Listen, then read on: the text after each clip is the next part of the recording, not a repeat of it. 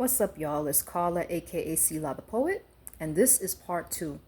So, the last clip I was discussing the difference between white European Western Christianity and African theology or Black Christianity. Okay? So, I'm going to go a little bit more into Black theology. Okay. So, Black theology is the liberation from a false God who privileges whites. The God who desires the empowerment of the oppressed through self-definition, self-affirmation, and self-determination. Okay? So I just wanted to start off by giving another definition of Black theology. Okay, one moment. I'm going to go on to my next form of notes. Okay?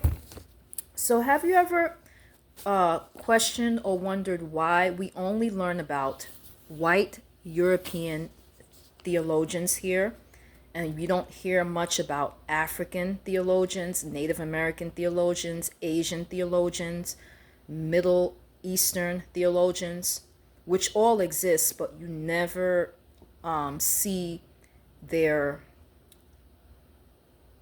studies or their speeches or their information put at the forefront? Well, that's because of spiritual racism. Okay? Now, right now, I would like to talk about some Black theologians as well as Latino theologians, because those are the two communities that I come from culturally. Okay? I basically had to dig, to look for information about these theologians, but I'm proud to talk about them because they exist, and maybe they're people that you might want to read up on or check out. Okay? So I'm going to start off by talking about Jean William Herivel. He was the first Haitian to study Christian theology at the University of France, the Academy of Paris in 1887. Then there was Jacques Jules Bernard. He was the first Haitian Jesuit in colonial Saint-Domingue, Haiti. He was a priest and he was eventually assassinated. Okay? There are many Black theologians, but I figured that I would start off with Itumeleng Mosala, who is the president of AZAPO. He was a Methodist minister and activist, and the three influences that he drew from were Jesus, Karl Marx, and Steve Biko. Okay? So, he wanted to leave the church, but Steve Biko directed him and his supporters to work within the structures. Okay? And he said that activism devoid of intellectual rigor can be a dangerous thing. Okay? So, God is more than an organized religion or the institutional church, and he wasn't going to allow himself to be distracted by the compromises and contradictions of the church. Okay? And so another idea that he had, Mosala, is that religion is about struggle, fighting for the material manifestation of what you believe is right. Okay? And black people were taught dependency, but Black theology's response is to fight against that dependency, to unlearn racist thinking, and to go against apartheid.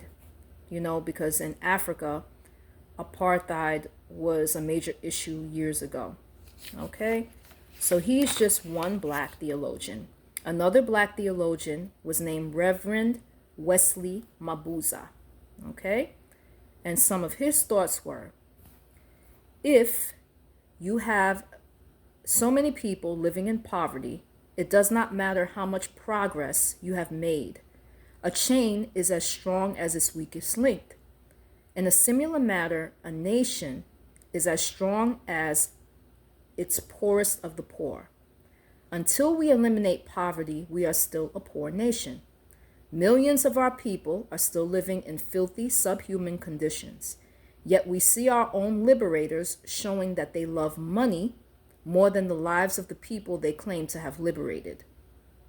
And some were prepared to lose their lives during the struggle, but are now not prepared to lose the money.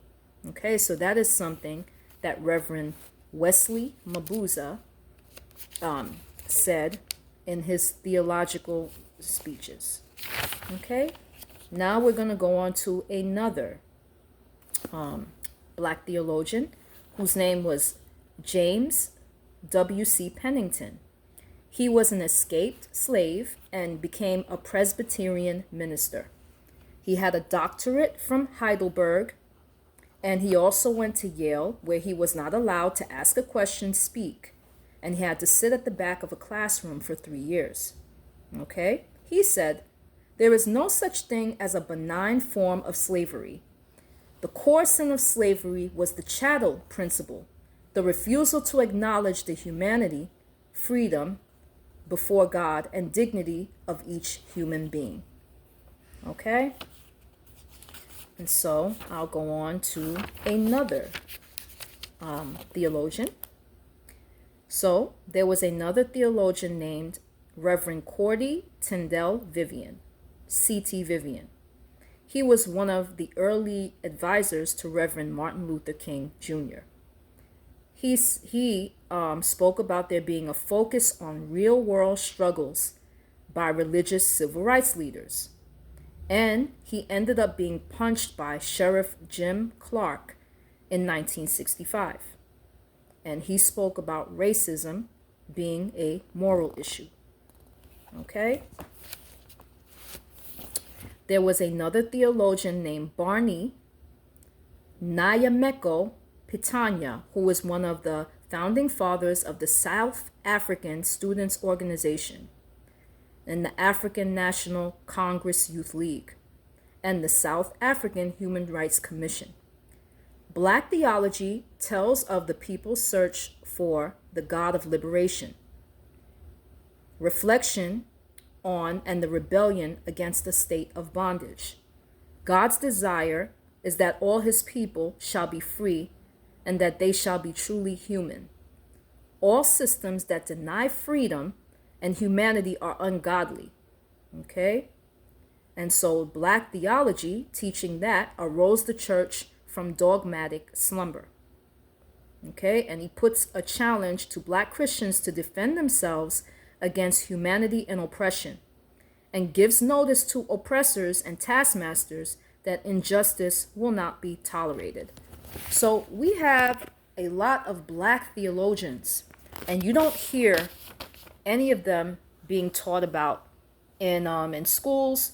You don't hear about these people being taught about in seminaries or white seminaries. Okay? And I think we need to ask ourselves the questions why. There are so many different theologians that speak about Christianity and the practice of religion in so many different ways. And the fact that we don't hear about these strong African American or African voices is something we should ask ourselves the question, why? Stay tuned for part 3.